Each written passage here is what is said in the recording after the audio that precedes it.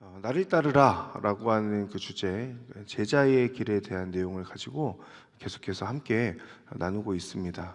오늘 제자의 길 세 번째 내용인데요. 이제 아직 9번 더 남았습니다. 12주 동안 우리 함께 이 내용에 대해서 볼 것입니다. 예수님을 믿고 나의 주로 고백하며 살아가는 사람이 제자이겠죠. 예수님의 제자.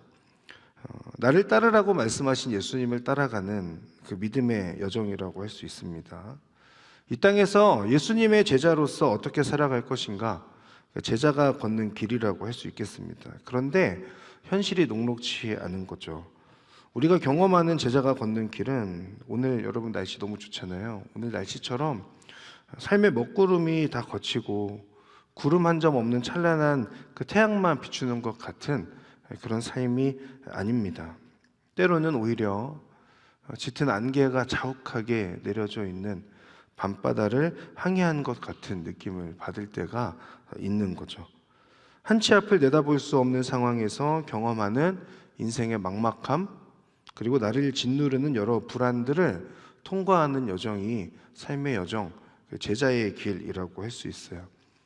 소위 말하는 예수님을 믿고 살아가는 제자의 길은 언제나 꽃길만 있을 것 같지만, 그러나 우리 삶에는 우리가 다 인지하지 못하는 때에 찾아오는 갑작스러운 시험과 혼란과 여러 어려움들이 우리에게 찾아오게 되고, 우리는 그 앞에서 불안함과 어떤 여러 어려움들을 경험하고 있는 거죠. 오늘 우리가 보는 시편 42편은 시편 제2권을 시작하는 시입니다. 시편이 전체 150편까지 있는데 5권으로 되어 있거든요. 그 중에 이제 두 번째 권을 시작하는 거죠. 이렇게 권으로 묶여져 있는 이유는 그 권마다 나름의 특징이 있기 때문에 그렇습니다.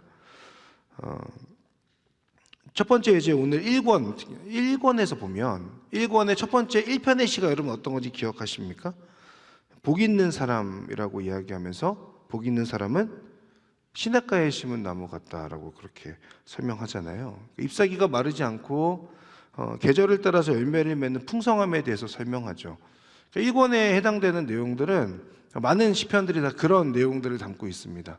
하나님을 경외하면서 오는 시냇가에 심은 나무가 누리는 여러 풍성한 열매들에 대한 내용들이죠.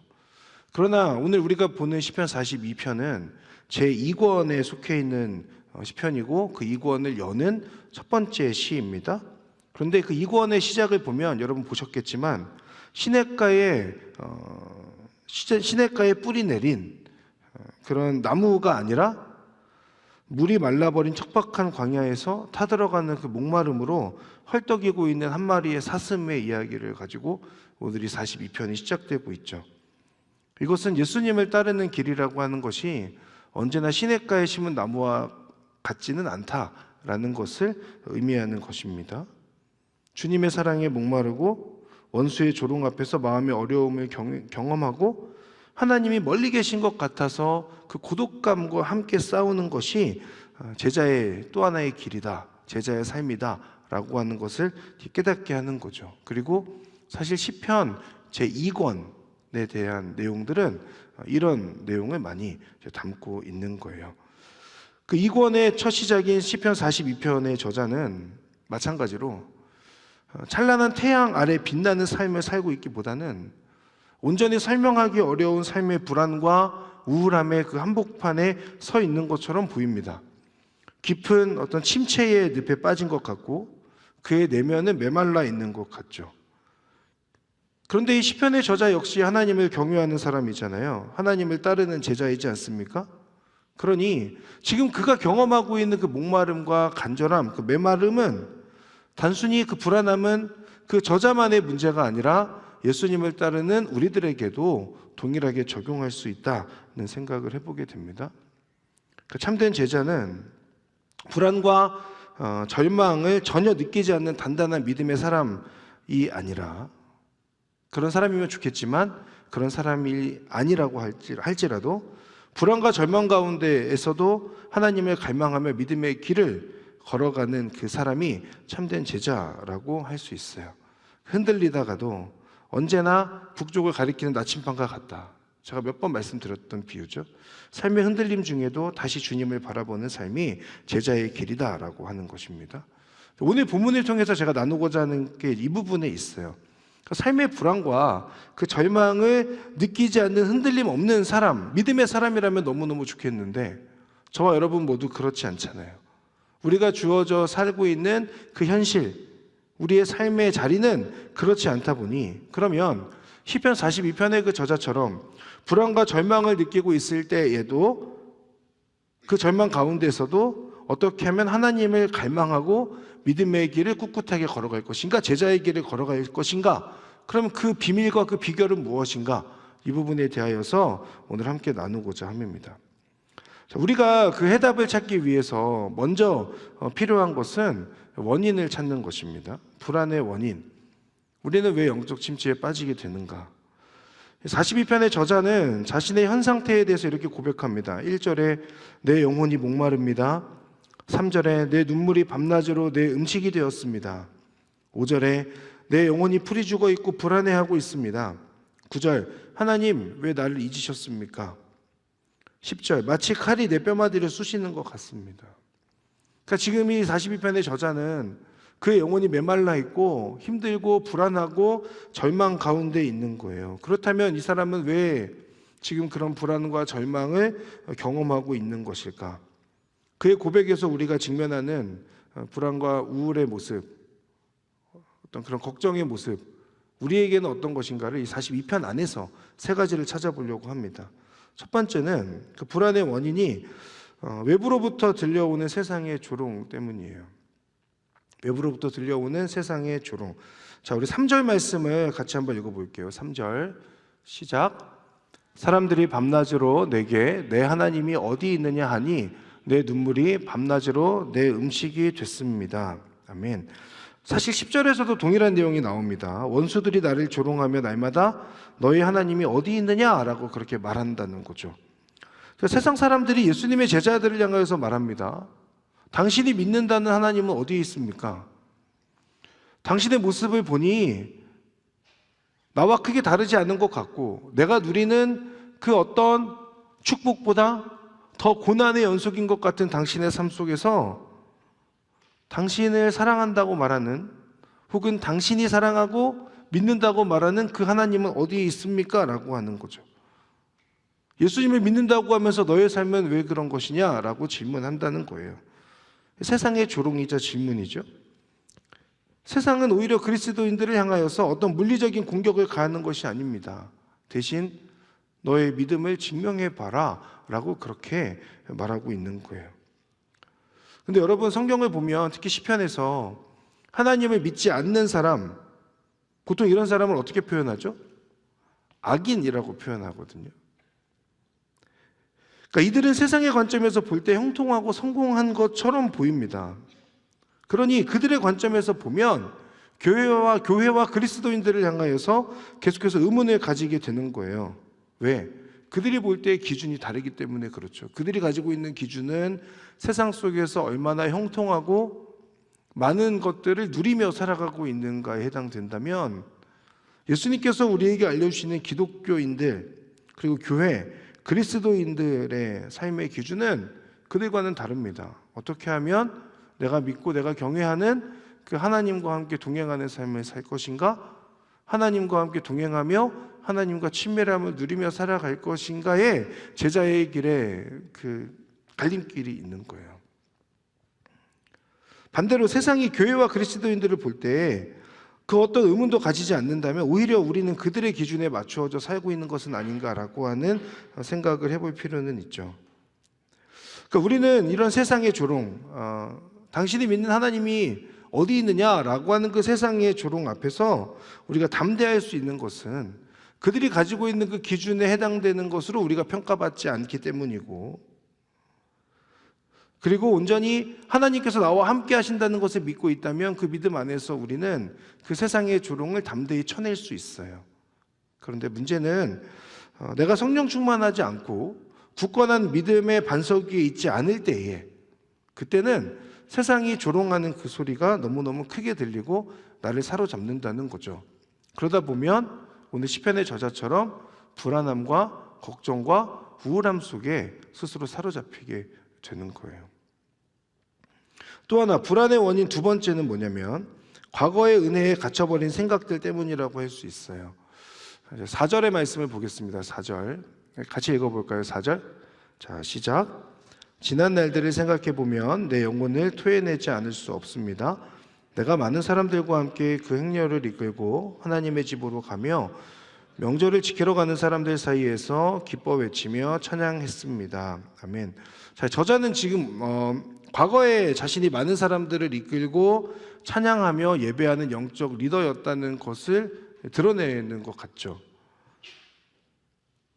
그런데 한 가지 문제는 뭐냐면 지금 이 시편의 저자는 과거에 경험한 그 은혜와 영광에 여전히 갇혀 있어요. 지금 경험하고 있는 현실은 척박하고 메말라 있고 하나님과의 거리는 멀고 하나님을 사랑한다고 말은 하지만 허공에 치는 메아리인 것 같고 그런 느낌을 받음에도 불구하고 내가 화려하고 뜨거웠던 과거의 영적인 경험들을 생각하고 그것들을 다시 끄집어내서 곱씹어 보면서 하나님 앞에 이야기하고 있는 거죠. 그 기억이 오히려 현재의 비참함을 더 돋보이게 하고 비교하게 하면서 영혼을 토해내지 않을 수 없다라는 것으로 표현되어지고 있는 겁니다. 과거에 경험한 하나님의 은혜가 얼마나 뜨거웠었는지, 예전에 어떤 자리에서 리더로 섬겼는지 스스로에게 라떼 이야기를 하고 있는 거죠. 내가 그때는 그랬는데, 그때 이렇게 뜨겁게 하나님을 예배하고 하나님을 찬양했는데, 예전에는 내가 어떤 리더십의 자리에도 있었고 아웃리치에 가서 이런 은혜를 경험했었고, 근데 그것이 과거에 머물러 있는 거예요. 가까운 시일 내에. 현재에는 없는 거죠.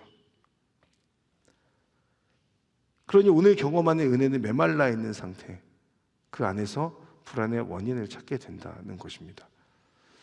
세 번째 원인은 적들의 공격 앞에서 느끼는 하나님의 부재 때문이에요.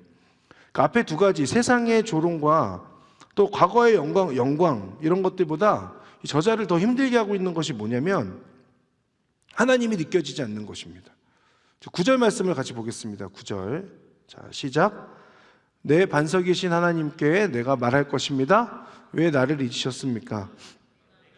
적들에게 억눌린 채 슬퍼하며 돌아다녀야 합니까? 자, 하나님이 나의 시야에서 사라지신 것 같은 느낌을 받는 겁니다.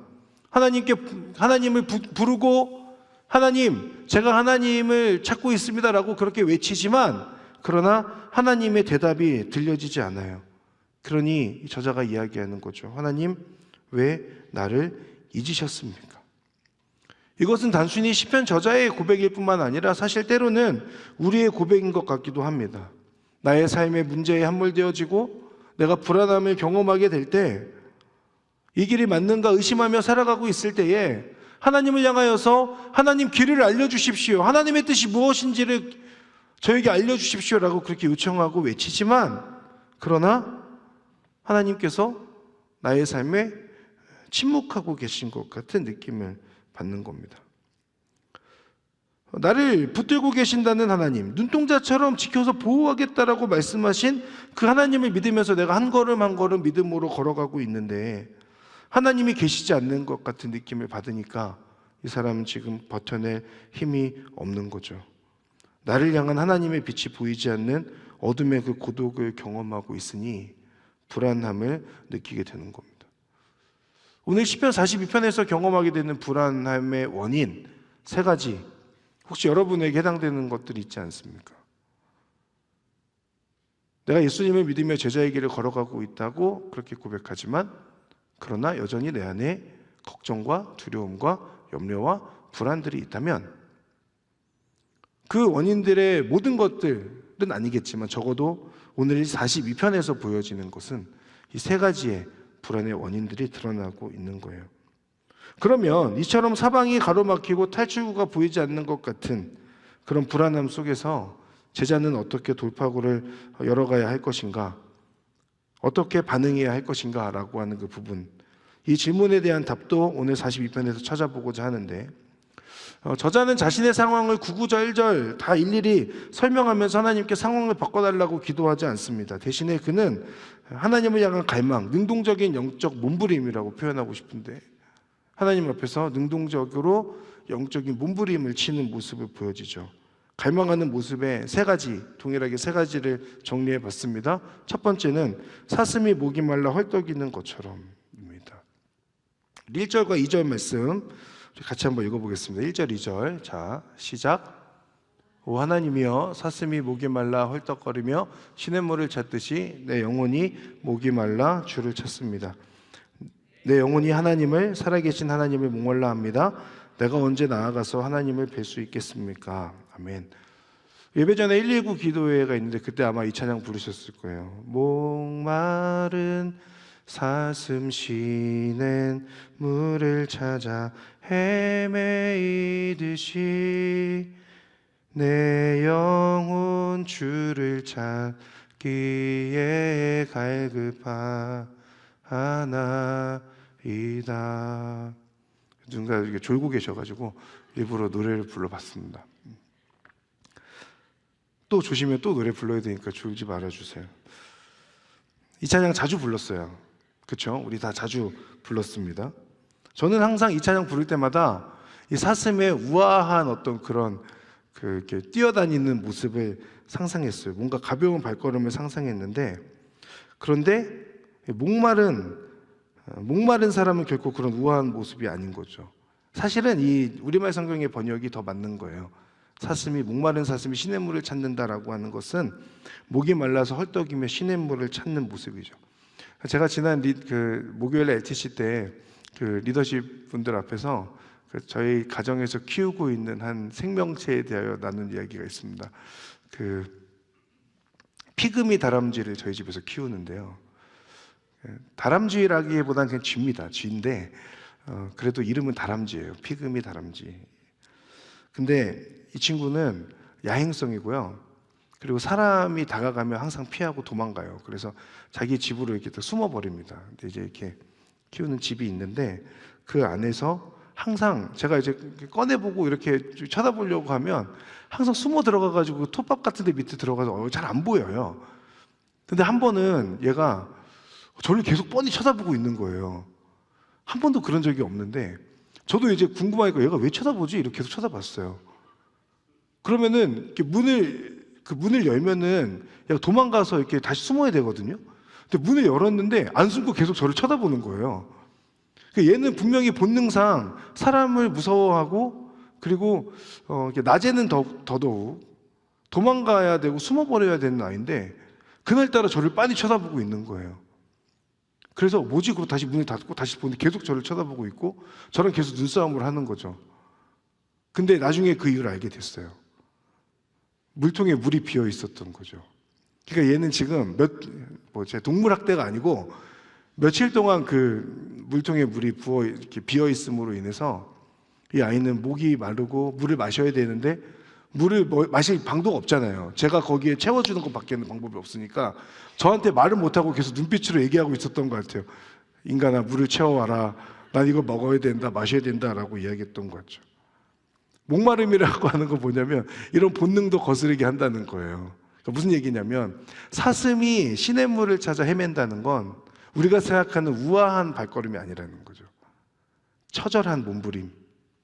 그 시냇물을 찾기 위해서, 그 목마름을 위해서 어떻게든 내가 이걸 마시지 않으면, 찾아내지 않으면 죽는다라고 하는 그 위기의식에서 오는 치열한 모습이라고 할 수 있겠습니다. 하나님을 향한 갈망이 이렇다는 거예요.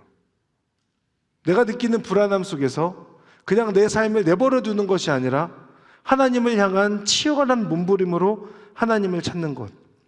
이대로 내가 있다가는 하나님 앞에서 죽을 수도 있겠다라고 하는 그런 위기의식과 간절함에서 오는 것이 목마른 사슴이 시냇물을 찾는 그 헐떡임이라고 하는 거죠. 반대로 그런 사슴처럼 내 영혼의 갈급함, 그 물에 대한 내 안에 어떤 헐떡거림에 또 그런 간절함이 내 안에 없다면 그러면 지금의 그냥 목마른 상태로 자족하는 것, 만족하는 것입니다. 그 결말은 뭐예요? 죽음이에요. 영혼의 죽음. 존 오웬이라고 하는 청교도 신학자가 있습니다. 그가 성도와 하나님과의 교제라고 하는 책에서 인간의 영혼을 이렇게 설명했어요. 하나님과의 교제가 끊어질 때 가장 먼저 질식하는 영적인 호흡기가 나의 영혼이다. 하나님과의 교제가 끊어질 때 나의 가장 먼저 질식하는 영적인 호흡기가 인간의 영혼이다라는 거죠. 무슨 얘기냐면 우리 내면의 공백이 세상의 어떤 것으로도 채워지지 않는다는 거. 오직 하나님만이 유일한 답이라는 것을 기억하고 영적인 호흡기가 늘 하나님께 연결되어져 있어야만 우리가 살 수 있다는 것입니다. 이것을 안다면 하나님을 향하여서 끊임없는 우리의 믿음의 고백, 그리고 하나님을 향한 갈망함이 생겨나겠죠. 반대로 하나님을 향한 갈망이 내 안에 없다면 지금 이 정도, 그냥 하나님과 이 정도 거리에서 지내는 거에 그냥 만족하며 살아가는 걸 거예요. 그러나 제가 장담할 수 있는 것은 성경에 근거하여 그 영혼은 죽음을 향해 가고 있는 것입니다. 계속 목마르니까. 갈망함의 모습 두 번째가 있습니다. 그것은 내 영혼을 향한 선포입니다. 5절 말씀, 우리가 너무 잘 알고 있는 말씀인데 우리 5절 말씀도 같이 한번 읽어볼게요. 자, 읽겠습니다. 시작. 오, 내 영혼아, 왜 그렇게 풀이 죽어 있느냐? 왜 이렇게 내 속에서 불안해하느냐? 너는 하나님을 바라라. 그 도와주시는 얼굴을 보아라. 내가 오히려 그분을 찬양하리라. 아멘. 자, 지금 이 표현은 다른 누군가에게 전하는 너 이렇게 선포하라 라고 하는 이야기가 아닙니다. 자기 자신에게 하는 선포예요. 나의 내면에서 올라오는 소리에 주목하여서 불안과 거짓의 속삭임에 자신을 무방비로 노출시켜 버리는 것이 아니라 나의 영혼을 향하여서 담대하게 외치는 것입니다. 내 영혼아, 왜 이렇게 풀이 죽어 있느냐? 왜 이렇게 불안해하느냐? 너는 하나님을 바라라.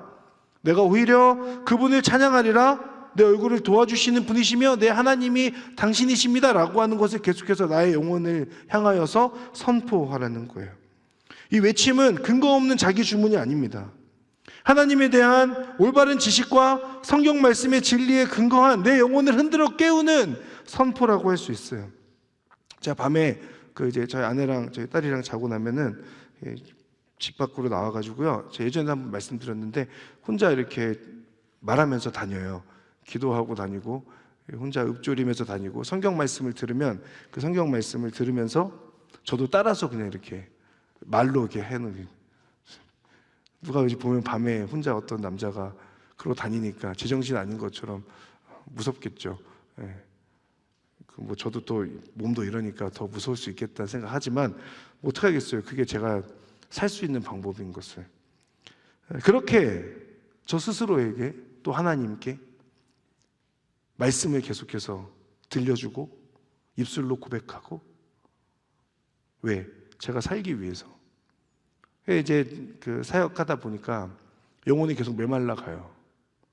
그 영적인 메마름을 어떻게 해결할 것인가? 저에겐 나름의 살기 위한, 생존을 위한 탈출구가 이제 그런 거죠. 지금 시편의 저자가 딱 그런 겁니다.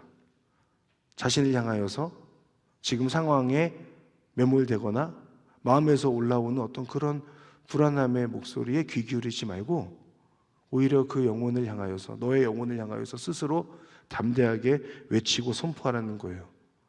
하나님의 말씀에 근거하고 하나님의 속성에 근거하여. 근거 없는 선포는 아닙니다. 이어지는 6절을 보면 풀이 죽어있는 상태에서 헤르몬산을 바라보며 주를 기억하겠다라고 말합니다. 여러분 제주도 많이 가보셨을 텐데 제주도 가보면 대부분의 지역에서 한라산을 볼 수 있잖아요. 날씨가 좋을 때. 그런 겁니다. 헤르몬산은 한라산보다 더 높은 2800m 정도라고 하니까 백두산 높이 정도 되죠. 그 지역 근처에서는 어디서나 보이는 산이었던 거예요. 항상 그 자리에 존재하고 계신 그 하나님, 그러니까 존재하고 있는 헤르몬산을 보면서 항상 그 자리에서 우리를 지켜보고 계시고 보고 계신 하나님을 기억한다라고 하는 표현입니다.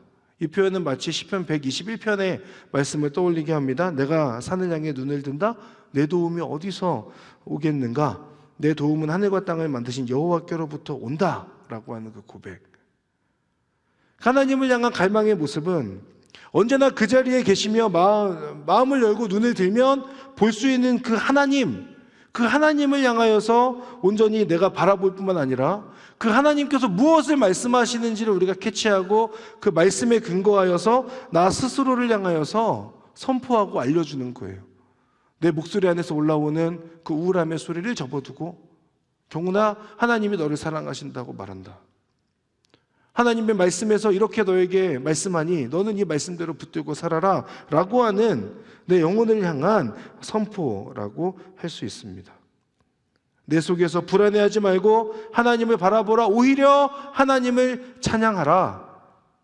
여러분, 그 하나님을 찬양하라는 것이 오늘 우리 본문에서 우리가 보여지게 되는 내 영혼을 향한 선포라는 겁니다. 사랑하는 여러분, 여러분의 마음속에 자꾸 일어나는 여러 부정적인 생각들이 있을 수 있습니다. 그 상황을 놓고 무시하자는 것이 아닙니다. 다만 그 상황 앞에서 내가 어떻게 반응할 것인가의 문제는 그 불안함의 목소리, 걱정의 목소리에 나 스스로를 함몰시키는 것이 아니라 오늘 말씀에서처럼 하나님의 말씀을 내 영혼에게 계속해서 들려주는 거예요. 하나님이 너에게 이렇게 말씀하신다라는 거죠. 언제나 그 자리에 계신 하나님께서 우리에게 말씀하여 주시고, 그렇게 우리는 하나님을 찬양하는 것, 그것이 하나님을 갈망하는 사람의 두 번째 모습이라고 할 수 있겠습니다. 세 번째 모습은 하나님께 닿는 기도에 대한 확신, 믿음이라고 할 수 있는데, 우리 8절 말씀 같이 읽겠습니다. 8절. 자, 시작. 그러나 낮에는 여호와께서 그 신실함을 보여주시고 밤에는 주의 노래가 내게 있으니 내 기도가 내 생명 되신 하나님께 닿을 것입니다. 아멘. 세상 속을 걸어가는 제자의 발걸음에 믿음의 굴곡이 있을 수 있죠. 베드로가 그랬던 것처럼 반석 위의 믿음이라고 할지라도 때로는 흔들릴 수 있습니다. 그러나 중요한 것은 믿음이 흔들릴 때에도 우리가 확신하는 것이 한 가지 있는 거예요. 그건 뭐냐? 내 기도가 내 생명을 주관하고 계신 하나님께 닿는다라고 하는 분명한 믿음입니다. 기도는 하나님께 드리는 것입니다. 그렇죠? 허공에 대고 하는 외침이 아닙니다. 그리고 다시 메아리가 돼서 나에게 다시 찾아오게 되는 어떤 그런 목소리도 아닙니다. 하나님께 드리는 것, 하나님께서 들으시는 것, 하나님께 닿는 것이 기도다라고 하는 거죠. 우리 믿음의 고백은 무엇인가? 모든 기도가 하나님께 닿기 때문에 땅에 떨어지는 기도가 없다는 것, 그 기도 안에는 응답되지 않는 기도도 없다는 거예요. 기도의 응답은 세 가지가 있죠. Yes, No, Wait, 세 가지가 있습니다. 그러니 우리는 노라고 될 때, 노라고 응답이 나에게 찾아오고 상황이 열리지 않을 때 하나님이 내 기도에 응답하지 않으셨어라는 것이 아니라 하나님이 나를 사랑하시니 지금 이 상황이 나에게 허락이 되면 오히려 나에게 부정적인 것이구나, 그러니 하나님께서 노라고 거절하시는 거구나 라는 것이 우리의 믿음의 고백입니다. 확실하게 노가 아닐 때 왜 응답이 없지라고 생각된다면 그것은 하나님께서 잠시 기다리라고 하는 하나님의 잠시 멈춤의 신호인 거예요. 오늘 시편의 저자처럼 내 기도가 내 생명 되신 하나님께 닿습니다. 닿을 것입니다. 이것이 분명한 우리의 고백입니다. 사랑하는 여러분, 우리가 하는 기도 하나님께서 다 듣고 계신다는 것을 여러분 꼭 신뢰하시기를 바랍니다. 그 믿음의 흔들림 없이 나아가시기를 바랍니다. 땅에 떨어지는 기도는 없고 모든 기도가 하나님께 닿음을 여러분 기억하십시오. 그러니 하나님께 기도하는 것을 포기하지 마세요. 나의 마음 상태에 따라서 내가 기도할 때 하나님께 그 기도가 닿고 혹은 닿지 않고가 결정되는 것이 아닙니다. 의심하지 않는 기도의 사람이 되셔서 여러분의 모든 기도에 하나님께서 귀 기울이시고 응답하신다는 것, 여러분 꼭 그것을 기억하시기 바라요.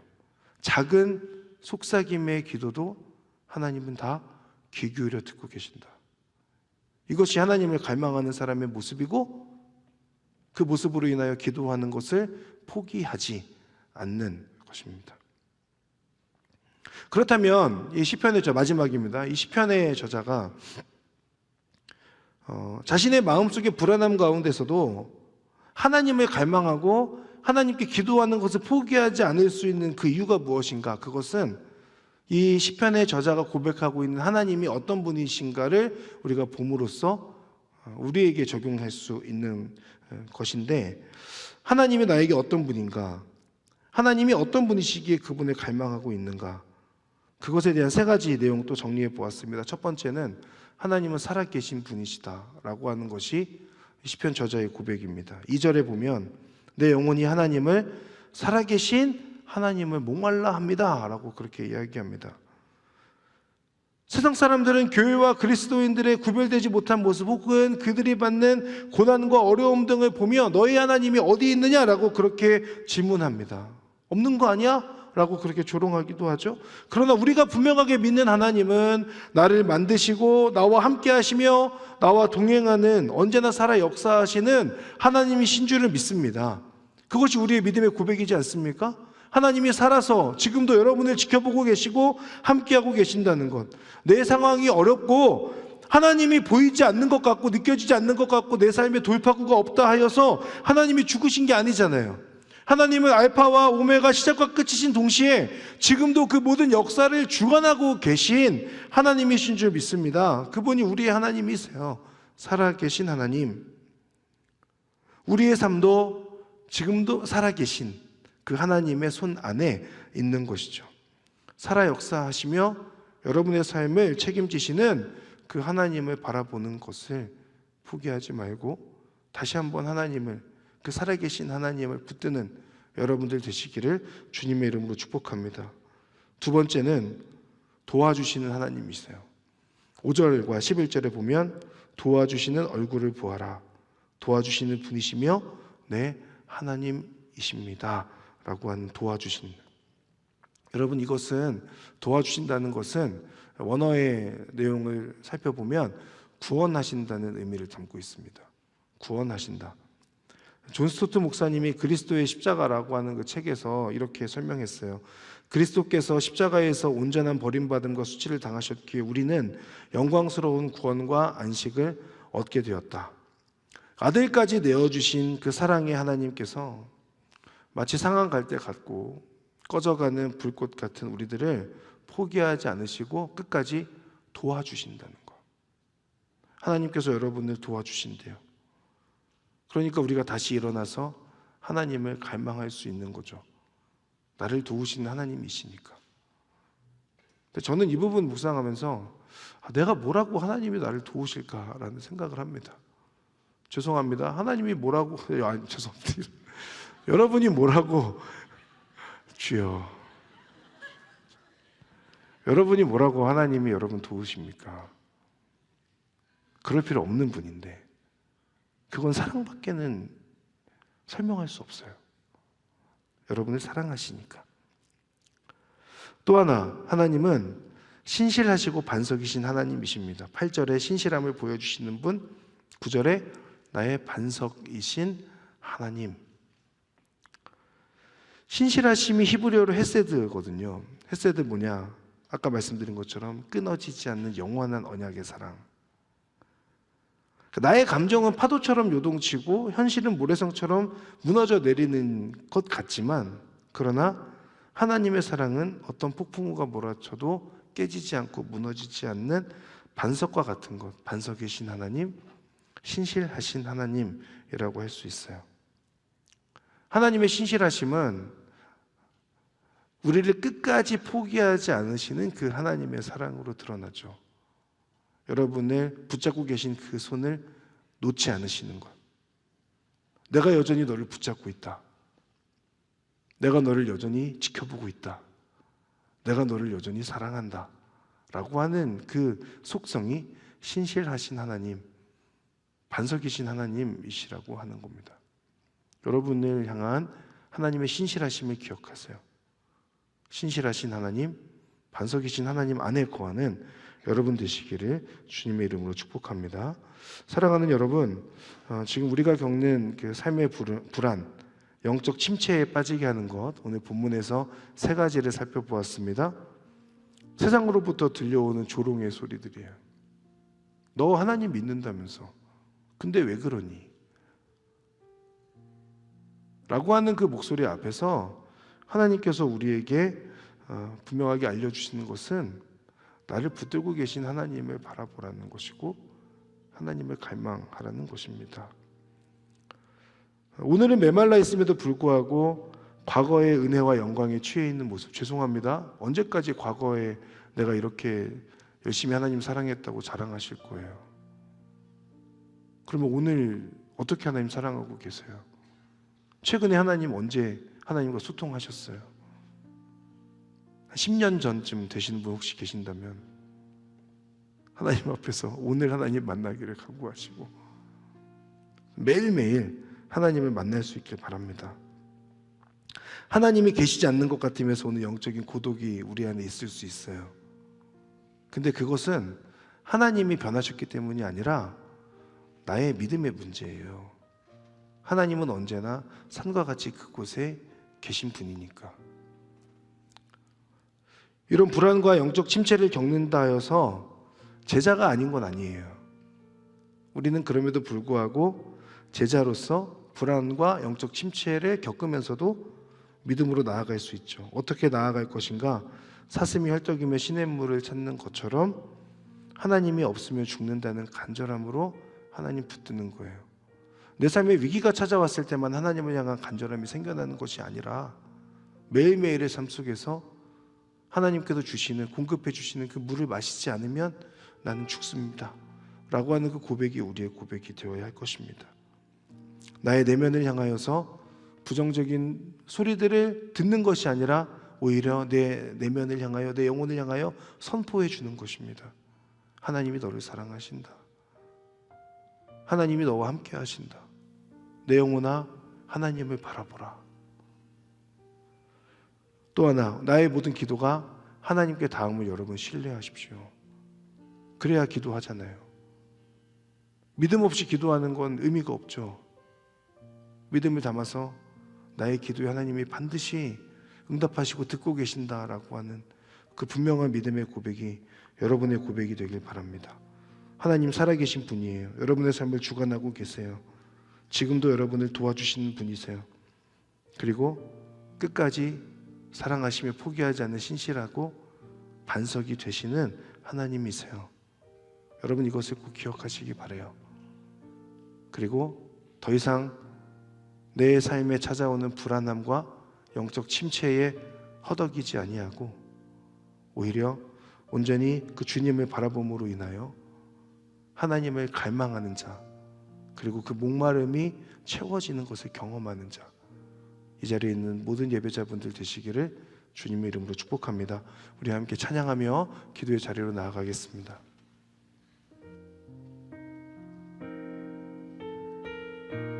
나의 사랑, 나의 사랑, 너는 어여쁘고 참 귀하다. 어느 보석보다 귀하다.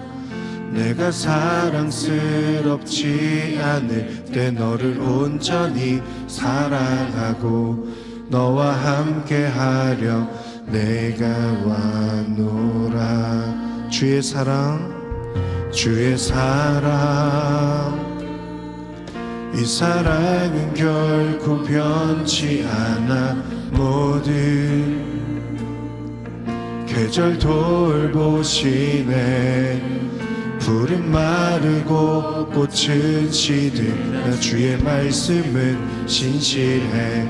실수가 없으신 주만 바라라. 주님의 나라와 주님의 나라와 뜻이 나의 삶 속에 임하시며 주님 알기를 주만 보기를 소망해.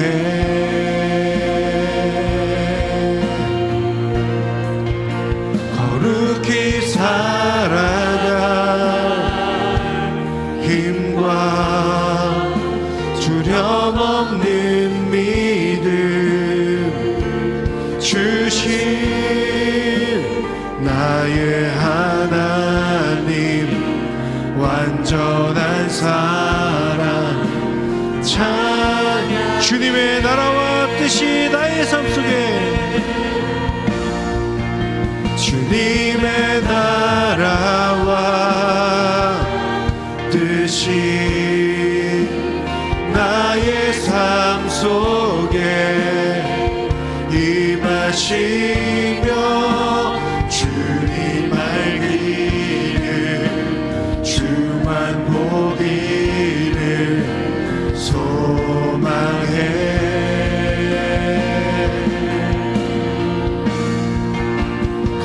굳게 살아갈 힘과 두려움 없는 믿음 주신